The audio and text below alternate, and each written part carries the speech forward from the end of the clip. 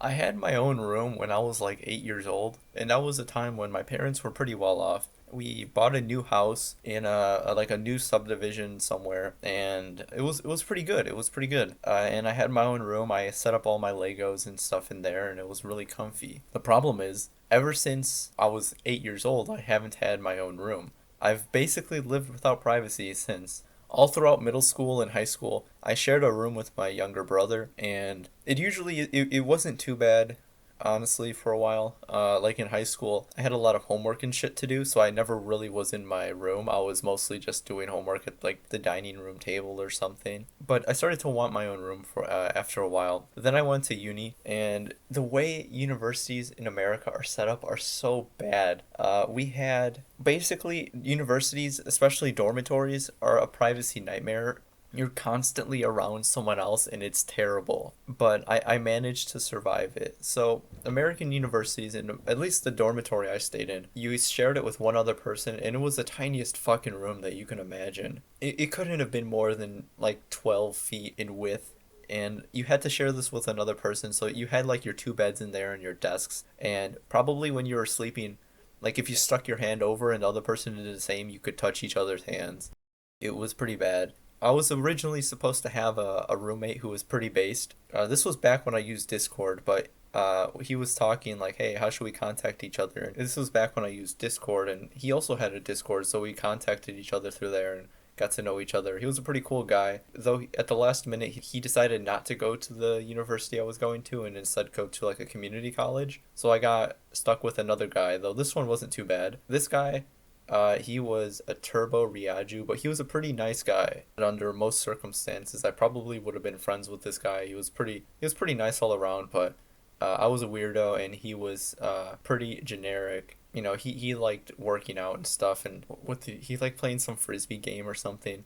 But he was usually out of the room most of the time, so I had a lot of time to myself in the room. But in the back of my mind, I was constantly thinking, he's gonna come back anytime soon, so I gotta be careful.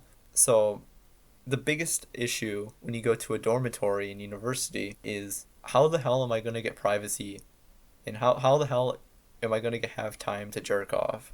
So luckily this guy was out of the room for most of the time. Pretty much in the morning after like 9 or 10 o'clock until like the afternoon around 6, he was out.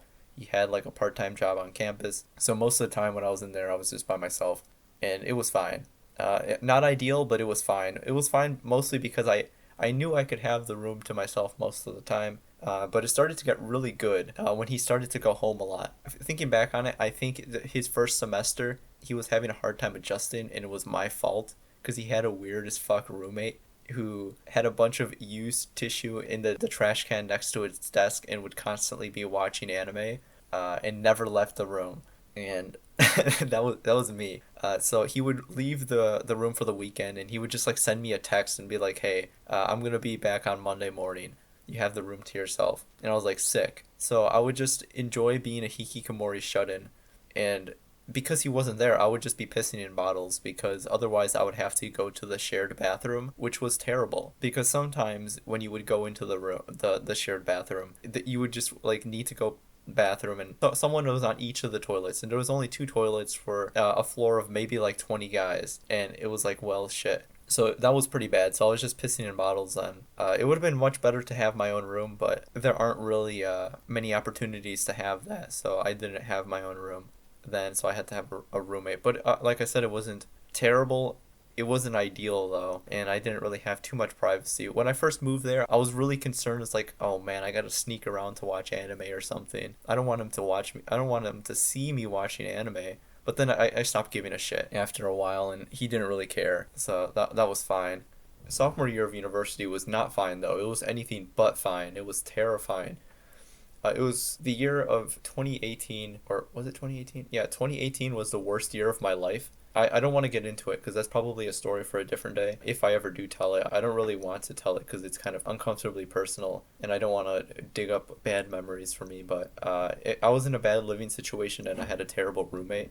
So I was not a hikikomori at all, and I try to spend a lot of time out of the room. It was the same situation where you're living in a close quarters with someone else, and if the other person is not a good person, you're gonna have a lot of trouble dealing with them. Though I only lasted about 2.5 months. After that, I was able to get a room switch after a certain incident. Though I had to move out to a different tower on campus, and the new roommate was slightly better. He wasn't an asshole, but he would always be inviting people over and shit. So I would feel really uncomfortable and just leave. It wasn't as bad for certain reasons, but just as bad for others. And after that, I gave up. I'm like, all right, fuck this. So after your 2 years in my university, you can get an apartment and move out of the dormitory system. So that's what I did. I got a single bedroom apartment. That was the one that I was living in when I did my otaku room tour, as well as my Sayonara Wagase Shun vlog. You can see there, it was really small, and it was in a shitty apartment complex. The first year, the neighbors were pretty decent. The second year, I had an obnoxious neighbor on one side, but the other side was fine. It doesn't fucking matter because I don't care how bad the neighbors are. Freshman year, we had some bad neighbors who would party at like on Tuesday at 3 o'clock in the morning or something, which is terrible. But this one, it doesn't matter. After sophomore year, I was like, fuck it, dude. Uh, it doesn't matter anymore as long as no one else is in this room with me. I could be at peace. So I had a lot of fun living alone. I lived alone for 2 years, and it was based. And I was a hikikomori in there for about a year and change, which was great. I would just like hold myself up in there, and it was fucking awesome. The only downside is that you had to go outside to throw out your trash. I would usually throw out my trash maybe once a week. I would try to minimize my garbage, to minimize the amount of times I had to go out. And when I did go out, I would take out the trash like at 5 o'clock in the morning, when I knew no one else would be outside, or 4 o'clock on like a random weekday. So then, I wouldn't run into another neighbor. I never talked to my neighbors. I think you're supposed to. Like, you're supposed to introduce yourself to your neighbors, but I never did. They didn't know who I was, and I didn't give a shit. They didn't give a shit about me, so it was all fine. I didn't have any major complaints, so I didn't get involved with them. But that was the most fun I've had living in a long time because I had complete privacy. I could do whatever I wanted whenever I wanted. I taped a blanket over my window, stayed up as late as I fucking wanted. It wasn't like when I was in the dorms that if you're staying up late, then you got to turn off the lights at some point because your neighbors or your roommate's gonna fall asleep. So you just have to huddle in bed with your laptop. Instead, no, I could keep the lights on, or I keep the TV on playing video games with my speakers on and everything. It was fucking based. The second year of living alone, I bought the pair of bookshelf speakers that you saw in my otaku room tour, and I was just blasting gore shit and like anime music and denpa song like constantly. And that was the first time I've ever had a pair of speakers in my life. Because I've always been a headphone person. Because I've always been, I guess, living around someone else. So I was just like, I don't want to like make them uncomfortable with my music choices or whatever. But now it was like, if the neighbors have to listen to Fushigi Pudu Pudu Pudu Din through the walls, then fuck them, dude. Actually, that was the first song I listened to when I got my speakers. So they could be Sato on the other side of the wall and be banging on the wall. Damn it, turn that otaku shit down.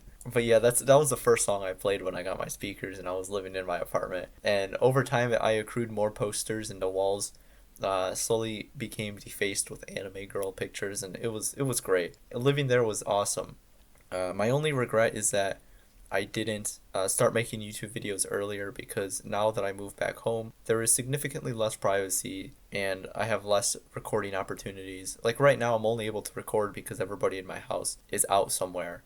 The other people in my house are normal people who have friends and they go hang out with their friends or they go to work. Not everybody is a hikikomori neat like I am.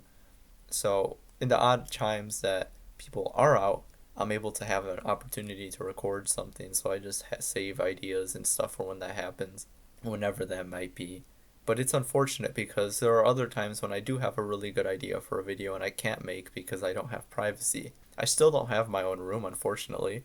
And right now I actually have my computer set up in like a dining room in the back of the house, which is not my own room. It's unfortunate, but it is what it is. This is what happens when you have a two-bedroom house, which is retarded. No one ever uses the dining room though, so it's fine.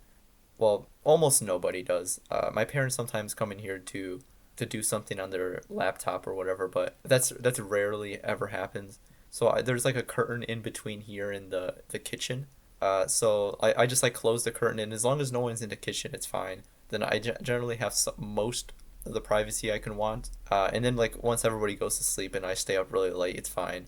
But it's obviously not ideal. I'd rather have my own room with a door and everything that I could just close and actually be a real hikikomori in there. That's just how things worked out right now. Potentially later on in the summer or later on in 2021, we are gonna move somewhere and I will have my own room. So that will be cool, but it's kind of just I'm just kind of rambling about what it's like to be without privacy, which is bad. I mean, at least for someone like me that likes to be alone constantly. A lot of other people don't understand it. They don't understand the appeal of being alone, but I think it's a very zen-like state to be in. It's very comfy because you can kind of do the things that you are always wanting to do, but you might be concerned that someone else will see you do it or hear you do it. Be it listening to gore shit on speakers or rambling into the microphone of your ThinkPad for a little bit and posting weird personal accounts on YouTube. But that's just some rambling about the privacy nightmare that is American universities.